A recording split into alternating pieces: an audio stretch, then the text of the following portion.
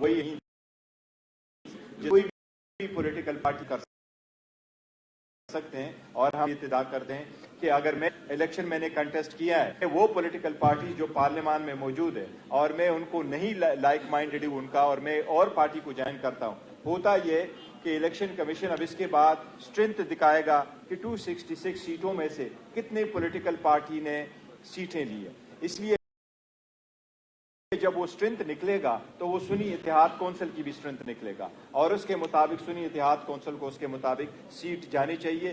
یہ انٹرپریٹیشن ہے, کیونکہ یہ انٹرپریٹیشن اس کو ہم کہتے ہیں پرپوسیو انٹرپریٹیشن. آپ پرپس کو دیکھ کے آپ اس کو لبرل انٹرپریٹ کریں تو یہ انٹرپریٹیشن ہے. انشاءاللہ تعالی نتھنگ ٹو وری, انشاءاللہ وی ول گیٹ ٹو سی. عباس بھائی آپ پلیز. عباس بھائی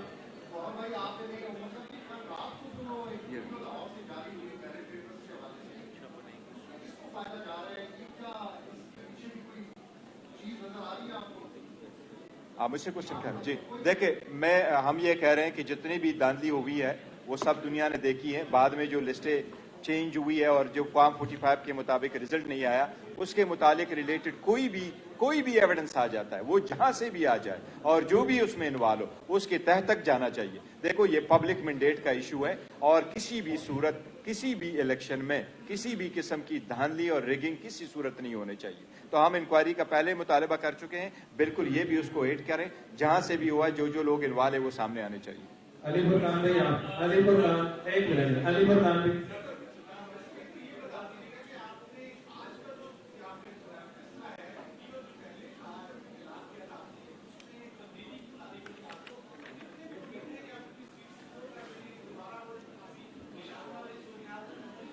نہیں, انشاءاللہ تعالی ہمیں امید ہے کہ دیکھو سرکمسٹانسز چینج ہو چکے ہیں, عوام people have given its verdict, اس کے مطابق میرا خیال ہے کہ اب الیکشن کمیشن کو بھی لحاظ کرنا چاہیے. ایسا نہیں ہے, لیکن ہماری قانونی حق ہے, ہمیں مل جائے گا.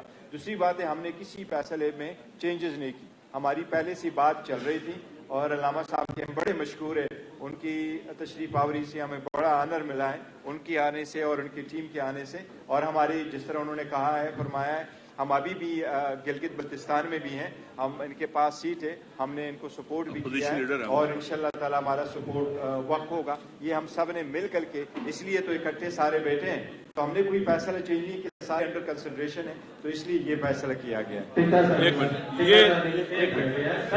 یہ ایک پہلے جو بھی باتیں ہوتی رہی ہیں, یہ ایک مشترکہ فیصلہ ہے, مشترکہ کنسنسس کے ساتھ فیصلہ ہے, ٹھیک ہے. لہذا اس کو اسی طرح سے دیکھیں, پہلی بار ہم بیٹھ کے ہم نے یہ فیصلہ کیا الحمدللہ, اور یہ کنسنسس کے ساتھ ہوا ہے.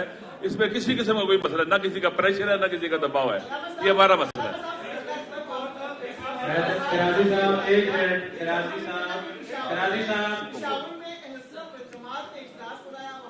چھوڑیں ان کو, چھوڑیں ان کو, یہ فرقہ وارانہ باتوں کو چھوڑیں, کوئی ایسی بات نہیں ہے. الحمدللہ ہم پاکستان کے فرزند ہیں اور ہم اکٹھے ہیں. یار ایک منٹ بھائی, ٹکا علی صاحب کو بولنے دیں, آپ کا لے لیتے ہیں, آپ کو دیتے ہیں.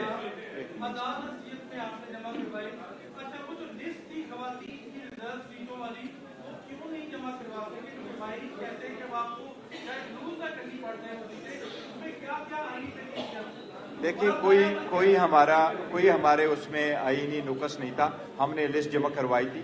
ہمارے جو ریزرو سیٹ ہے, چاہے وہ نان مسلم کی ہے چاہے وہ وومن کی ہے, ہم نے لسٹ وہاں جمع کرائی تھی. ہمارے کینڈیڈیٹ نے نامینیشن پیپر بھی فائل کر دیے تھے. بعد میں الیکشن کمیشن نے ان کی اسکروٹنی نہیں کروائی تھی, اور اپنا شیڈول چینج کروایا تھا کہ 13 تاریخ تک کریں گے, اور 13 تاریخ کو آپ کو معلوم ہے کہ سپریم کورٹ کا فیصلہ آیا تھا, اس لیے وہ رہ گیا تھا. ان کی کوشش تھی, تو پہلے بھی ہم نے جمع کی تھی.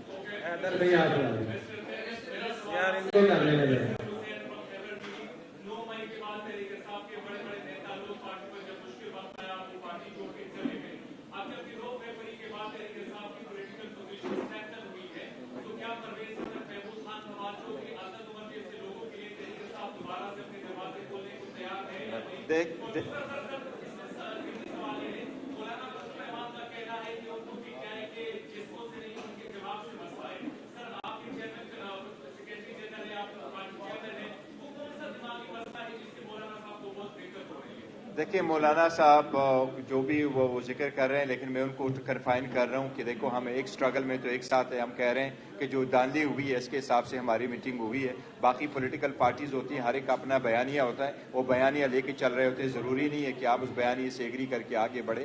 तो मौलाना साहब का राइट है अगर वो कहते हैं किसी से उसका शिकवा है, लेकिन हमारा जो उसके साथ जिस तनाजुर में गए थे कि आप इस मैटर में आप आगे साथ